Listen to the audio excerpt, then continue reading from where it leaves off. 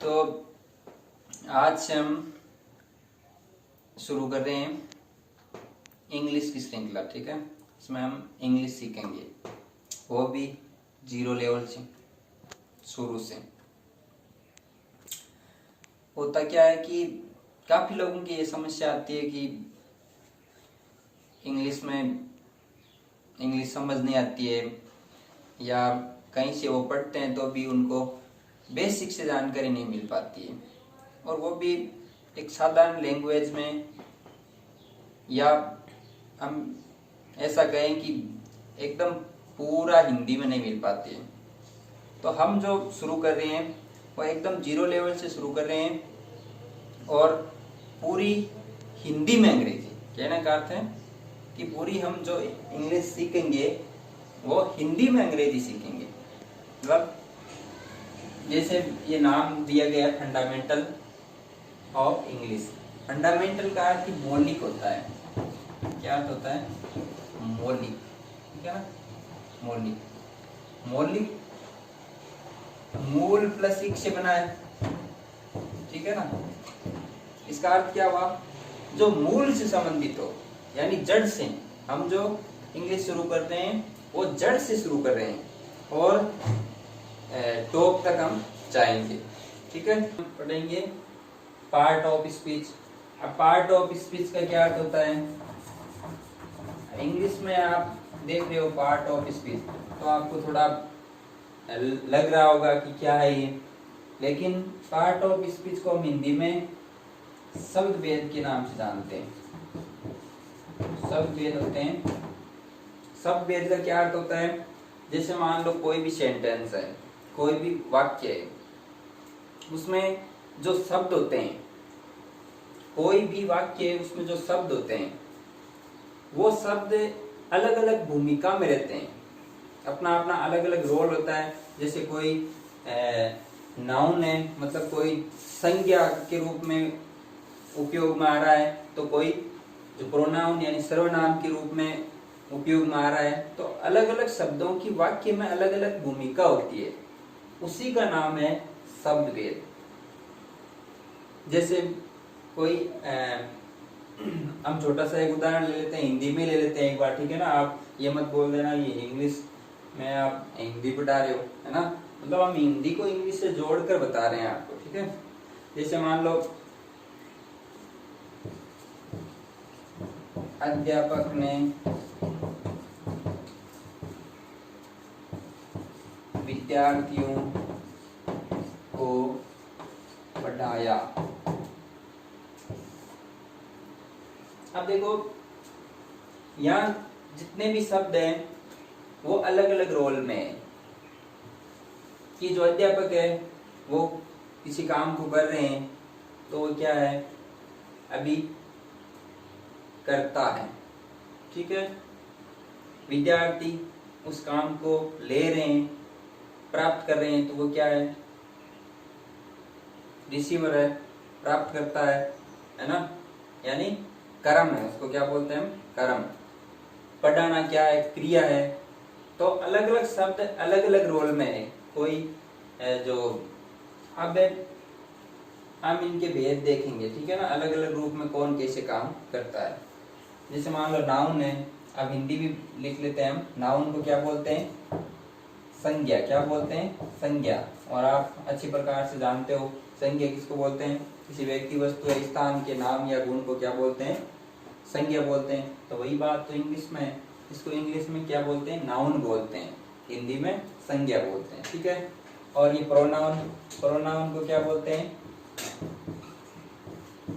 सर्वनाम। सर्वनाम यानी प्रोनाउन। अब सर्वनाम क्या होता है? जो संज्ञा शब्दों के स्थान पर प्रयुक्त होता है वो क्या होता है? सर्वनाम होता है। जैसे ये अध्यापक है, अध्यापक ने विद्यार्थियों को पढ़ाया, तो हम अगर मान लो इस जगह अध्यापक की जगह ये लिख दें कि उसने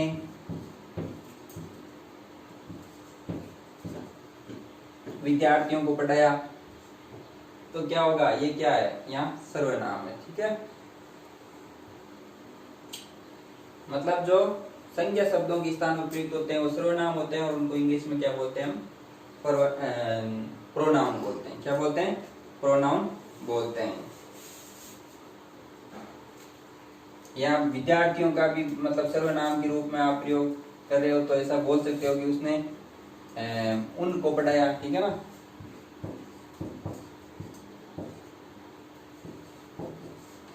तो ये क्या हो गए? ये सर्वनाम हो गए, ठीक है।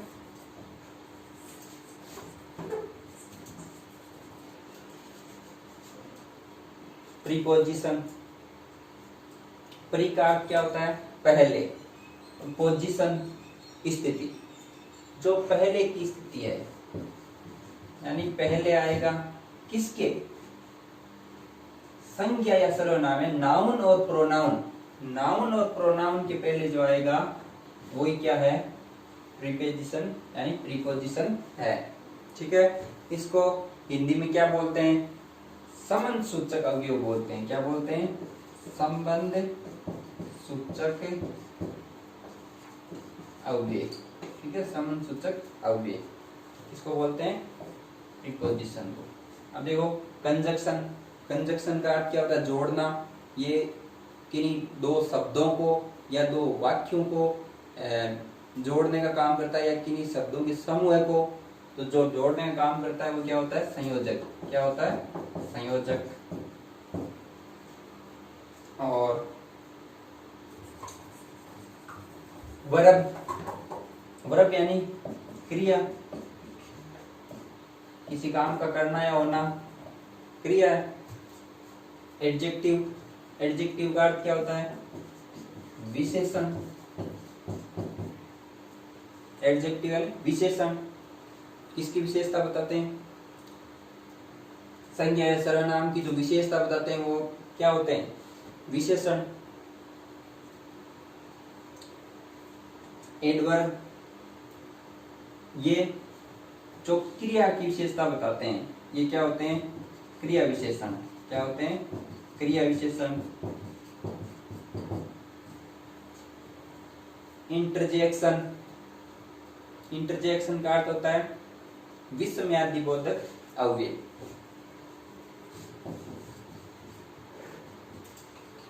विषमयादि बोधक अवयव क्या होते हैं? विषमयादि बोधक अवयव, ठीक है। विषमयादि बोधक अवयव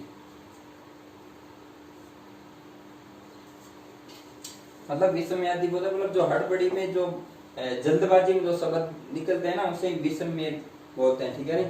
अरे ये क्या हो गया, मतलब ये क्या होते हैं? विषमयादि बोधक। तो ये जो है पार्ट ऑफ स्पीच है, जो हमारे 8 होते हैं। अब इनमें हम 1-2 को अभी देख लेते हैं, 1 2 3 4 को, फिर बाकी को बाद में देखेंगे। हम क्या करेंगे? थोड़ा थोड़ा परिचय करेंगे इनसे, ठीक है ना। थोड़ा थोड़ा परिचय करेंगे, फिर हम धीरे धीरे आगे बढ़ेंगे। देखो नाउन है, नाउन का अर्थ क्या होता है? संज्ञा। और संज्ञा किसे बोलते हैं? ये भी आपको पता है कि संज्ञा हिंदी में हम बोलते हैं कि किसी व्यक्ति, वस्तु या स्थान के नाम या गुण, भाव को क्या बोलते हैं? संज्ञा। तो वही तो इंग्लिश में है, ठीक है। लेकिन इसका नाम क्या है इंग्लिश में? नाउन है। अब देखो ये बातें तो हम जानते हैं किसको बोलते हैं। अब हमें पार्ट ऑफ स्पीच पढ़ रहे हैं, इसका अर्थ है कि वाक्य में इसका क्या रोल है। जो एक सेंटेंस है, जो सेंटेंस है, जो वाक्य है, इस वाक्य में इसका क्या रोल है? संज्ञा का। वाक्य में संज्ञा का क्या रोल है कि संज्ञा या तो सब्जेक्ट बनती है। संज्ञा क्या बनती है? जो नाउन है वो क्या बनती है? या तो बनती है सब्जेक्ट, और या बनती है ऑब्जेक्ट। सब्जेक्ट का मतलब कर्ता, यानी जो डूअर है, ठीक है। ऑब्जेक्ट, ऑब्जेक्ट का मतलब क्या हुआ? कर्म, जिसको हम क्या बोलते हैं? रिसीवर बोलते हैं। क्या बोलते हैं? रिसीवर। रिसीवर क्यों बोलते हैं? देखो जैसे कर्ता, कर्ता कौन होता है? जिसके बारे में या तो वाक्य में बात की जाती है, या जो काम को करता है वो क्या होता है? कर्ता। जैसे इस वाक्य में अध्यापक ने विद्यार्थियों को पढ़ाया, ठीक है, मतलब द टीचर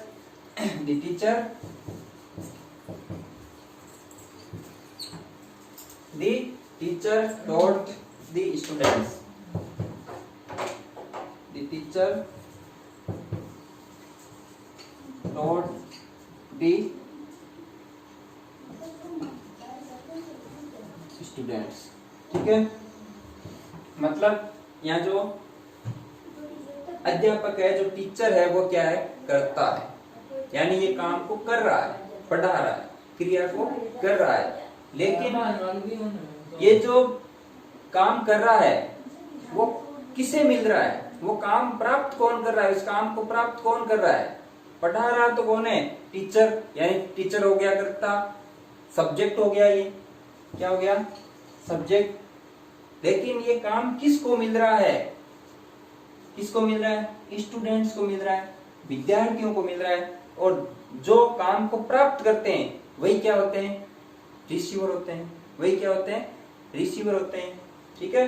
तो इसे ही क्या बोलते हैं हम, ऑब्जेक्ट या कर्म, क्या बोलते हैं हम, ऑब्जेक्ट, ठीक है, या कर्म। ये हो गया सब्जेक्ट यानी कर्ता, ठीक है। तो वाक्य में जो संज्ञा है, जो नाउन है, या तो वो सब्जेक्ट होगी या नाउन कर्ता होगा, या सब्जेक्ट होगा या ऑब्जेक्ट होगा, ठीक है।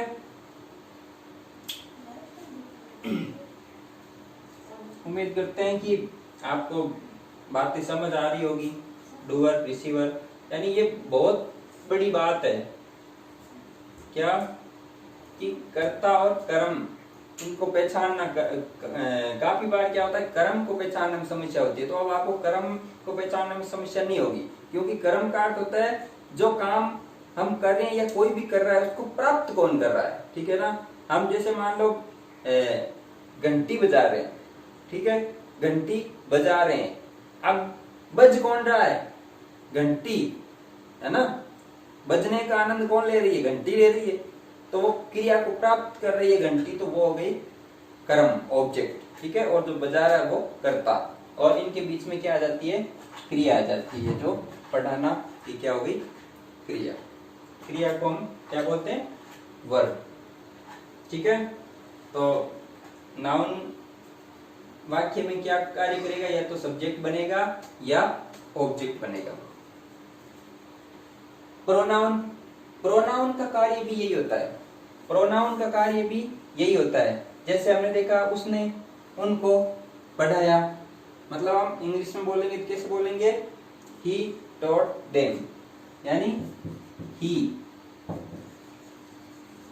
taught them। अब यहाँ he और them ये क्या है, ये है प्रोनाउन, ये क्या है, प्रोनाउन। क्यों, क्योंकि ये संज्ञा के स्थान पर प्रयुक्त हुए हैं, ठीक है ना। तो ये क्या है, प्रोनाउन। तो प्रोनाउन और जो नाउन है, इन दोनों का क्या काम क्या होता है, या तो वो वाक्य में सब्जेक्ट बनते हैं या ऑब्जेक्ट बनते हैं, ठीक है। थोड़ी बहुत इसमें भिन्नता होती है, वो हम आगे बात करेंगे। जैसे जो आर्टिकल है, वो आर्टिकल केवल नाउन के पहले ही लगता है, प्रोनाउन के पहले नहीं लगता है। आर्टिकल जानते हो ना आप, ए एन डी, वो जो भी लगते हैं वो नाउन के पहले लगते हैं, प्रोनाउन के पहले नहीं लगते हैं। और जो सब्जेक्ट बनते हैं, नाउन और प्रोनाउन, ठीक है ना।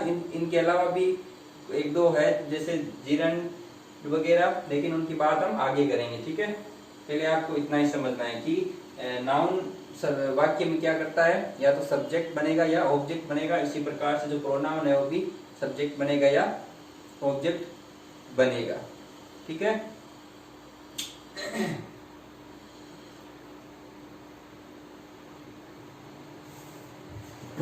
अब देखो, नाउन और प्रोनाउन का एक और क्या होता है कि इनका प्लूरल बनता है। प्लूरल मतलब बहुवचन, सिंगुलर प्लूरल बनता है, मतलब एक वचन बहुवचन इनके होते हैं। जैसे नाउन जो संज्ञा है वो हिंदी में हमारे कितने प्रकार की होती है, 3 प्रकार की और इंग्लिश में 5 प्रकार की। हिंदी में भी क्या है कि आजकल इंग्लिश का जो प्रभाव है, उसी प्रभाव के कारण हिंदी में भी 5 प्रकार से संज्ञाएं आजकल पढ़ी जाती है, ठीक है ना। जैसे कौन कौन सी हुई संज्ञा, जैसे 5 प्रकार की, जैसे प्रॉपर नाउन है, ठीक है ना, कॉमन नाउन है, ठीक है ना, और जैसे हम लिख ही लेते हैं, ठीक है ना, संज्ञा के टाइप्स को लिख लेते हैं। देखो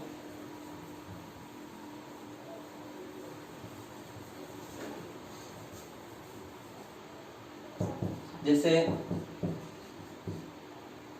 हमारा है जो प्रॉपर नाउन है, ठीक है, इसको हम क्या बोलते हैं हिंदी में, व्यक्तिवाचक संज्ञा, ठीक है। कॉमन नाउन है, कॉमन नाउन मतलब जातिवाचक संज्ञा, क्या बोलेंगे हम, जातिवाचक संज्ञा। और जो प्रॉपर नाउन हो गया, कॉमन नाउन हो गया, एब्स्ट्रैक्ट नाउन है, यानी भाववाचक, ठीक है। एक होता है कलेक्टिव और एक होता है मटेरियल, ठीक है। हिंदी में हम नॉर्मली 3 पढ़ते हैं, लेकिन आजकल क्या है, वही इंग्लिश के प्रभाव के कारण हम 5 प्रकार की संज्ञाएं पढ़ते हैं। जैसे कलेक्टिव नाउन, ठीक है,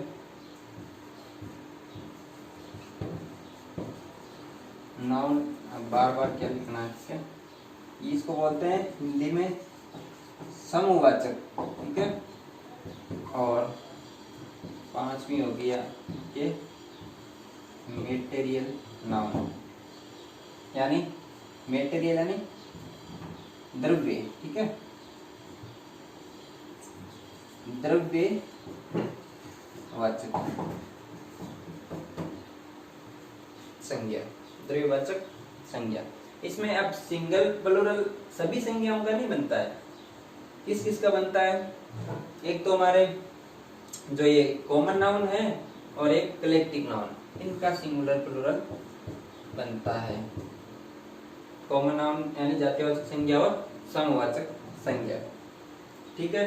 ये तो बात हुई हमारे नाउन और प्रोनाउन की।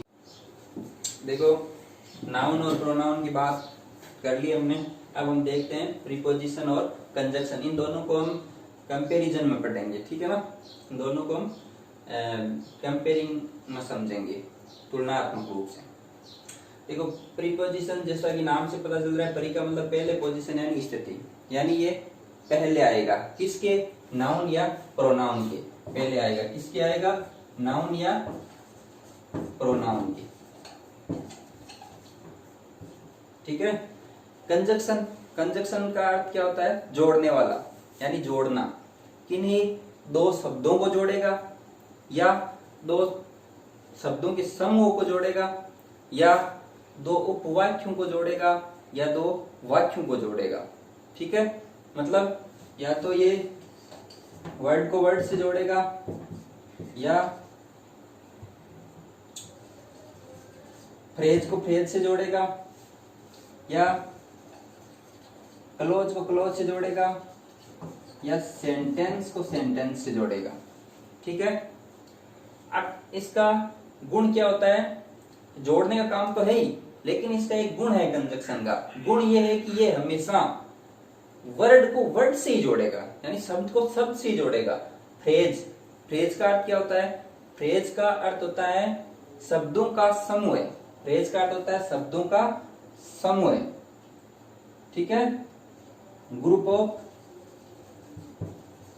वर्ड्स, यानी शब्दों का समूह, शब्दों का समूह, इसे बोलते हैं फ्रेज। जैसे देखो एग्जाम्पल के तौर पर, जैसे मान लो ये कोई सेंटेंस है, I think you are at your home और एट योर ऑफिस नाउ।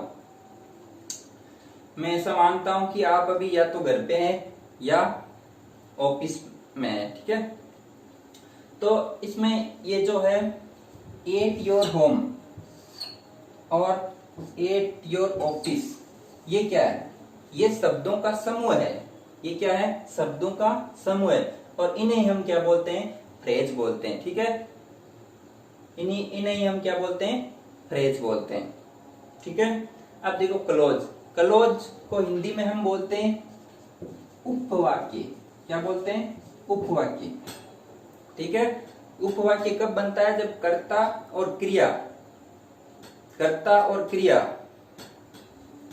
जिस वाक्य में होगी वो उपवाक्य बन सकता है। जैसे सब्जेक्ट प्लस वर्ब मिलकर क्या बनाता है? क्लोज, यानी उपवाक्य। जिसमें कर्ता और क्रिया हो, उपवाक्य हो जाता है। ठीक है, जैसे अब देखो फ्रेज और इस क्लोज में क्या अंतर हुआ? क्लोज का अर्थ हो गया उपवाक्य और फ्रेज का क्या अर्थ हो गया? शब्दों का समूह है। यानी ये शब्दों का समूह है, एट योर होम, या क्रिया नहीं है। अब देखो नीचे वाला एक वाक्य, he said that he would come, उसने कहा कि वह मिलेगा। तो इसमें देखो he क्या है? सब्जेक्ट है, said क्या है? वर्ब है, क्रिया है, और ये डेट, ये क्या है? ये है कंजक्शन। ये क्या है? कंजक्शन। और इस ऊपर वाले वाक्य में कंजक्शन कौन है? ये और। ये और इन दोनों को जोड़ रहा है। किसको? एट योर होम को और एट योर ऑफिस को, दोनों को जोड़ रहा है। लेकिन जोड़ किसको रहा है? फ्रेज से फ्रेज को जोड़ रहा है। ये फ्रेज है और ये भी क्या है? फ्रेज है। दो फ्रेज को जोड़ रहा है। ठीक है ना, इसका यही गुण है कि ये वर्ड टू वर्ड से जोड़ेगा, फ्रेज को फ्रेज से और क्लोज को क्लोज से और सेंटेंस को सेंटेंस से ही जोड़ेगा। जैसे नीचे वाले में देखो, ये डेट जो कंजक्शन है, ये ही सेड, ये क्या हो गया? Subject plus verb. आपको पता है क्या होता है? क्लोज होता है। ये क्या है? एक क्लोज है। और अब देखो इसके बाद ये सब्जेक्ट और ये वर्ब। ठीक है ना, तो इन दोनों को जोड़कर ये भी क्या बन गया? एक क्लोज बन गया। ठीक है, तो क्लोज को ये क्लोज से जोड़ रहा है। कौन? कंजक्शन। ठीक है, ये तो बात हुई कि फ्रेज क्या है, क्लोज क्या है, इन बातों में। ठीक है, अब हम इनकी तुलना करते हैं कि प्रीपोजिशन कहाँ होगा और कंजक्शन कहाँ होगा। देखो जैसे ये एक सेंटेंस है, the dog ran after the cat. क्या अर्थ हुआ? कुत्ता बिल्ली के पीछे दौड़ा। इसमें देखो हमने क्या पढ़ा था कि जो प्रीपोजिशन है वो नाउन या प्रोनाउन के पहले आएगा। ठीक है, तो यहाँ ये जो कैट है क्या है? नाउन है। तो इससे पहले ये क्या आ रहा है? आफ्टर। ये क्या है? ये है प्रीपोजिशन। ठीक है, लेकिन इस वाक्य में देखो, he came after I had left, जब मैं जा चुका था तब वह आया। ठीक है, तो इसमें देखो he come subject plus verb क्या हो गया? क्लोज। और ये आई हैड लेफ्ट, ये भी क्या हो गया? क्लोज। ठीक है ना, ये आई आप बोलोगे ये जो नाउन है ना, तो नाउन से पहले क्या आना चाहिए? प्रीपोजिशन आना चाहिए। लेकिन वाक्य अभी खत्म नहीं हुआ है, आगे और जुड़ा है कि आई हैड लेफ्ट, वह जा चुका था। मतलब यहाँ वर्ब और आगे साथ में सब्जेक्ट के साथ वर्ब आते ही क्या बन जाता है? वो क्लोज बन जाता है। क्या बन जाता है? क्लोज बन जाता है। तो यहाँ जो आफ्टर है ये किसका काम करेगा? ये कंजक्शन का काम करेगा। ये किसका काम करेगा? कंजक्शन का। और ये आफ्टर किसका काम करेगा? प्रीपोजिशन का। ये मतलब इनमें एक सूक्ष्म भेद है। ठीक है, जैसे देखो दूसरा वाक्य, I have not met him since January. ठीक है, जनवरी से मैं उससे नहीं मिला। इसमें देखो जो सिंस है इसके बाद क्या आ रहा है? जनवरी, जो कि क्या है? जो जनवरी है वो क्या है? नाउन है, किसी महीने का नाम है। नाउन है तो नाउन से पहले जो आता है वो क्या होता है? प्रीपोजिशन। लेकिन अगर नाउन के बाद कोई क्रिया आ गई तो वो क्या हो जाएगा? कंजक्शन बन जाएगा। कैसे? जैसे देखो, I have not met him since the left, यानी जब से वो गया तब से मैं उससे नहीं मिला। यानी ये सिंस है, ये इसमें क्या हुआ, I have not met him since the left, since the नहीं है यहाँ, सिंस ही लेफ्ट, ठीक है, यानी जब से वो गया। ही लेफ्ट, ही क्या हो गया, सब्जेक्ट हो गया और ये वर्ब हो गई, और सब्जेक्ट और वर्ब आपस में मिलकर क्या बनाती है, क्लोज बनाती है, एक उपवाक्य बनाती है। तो ये सेंस किसको जोड़ रहा है, दो उपवाक्यों को जोड़ रहा है, इसलिए ये सेंस यहाँ क्या हुआ, कंजक्शन हुआ। ये छोटे छोटे भेद होते हैं जो कि हमें समझने में दिक्कत होती है, और फिर हम आगे की जो बड़ी चीजें हैं उनको सीख नहीं पाते हैं। इसलिए हम एकदम शुरू से जो शुरू कर रहे हैं, मूल से छोटी छोटी बातों को हम सीखेंगे और फिर बड़ी बातों तक पहुंचेंगे, ठीक है। तो आगे हम जो बाकी बचे हुए हैं पार्ट ऑफ स्पीच 4 उनकी चर्चा करेंगे, ठीक है।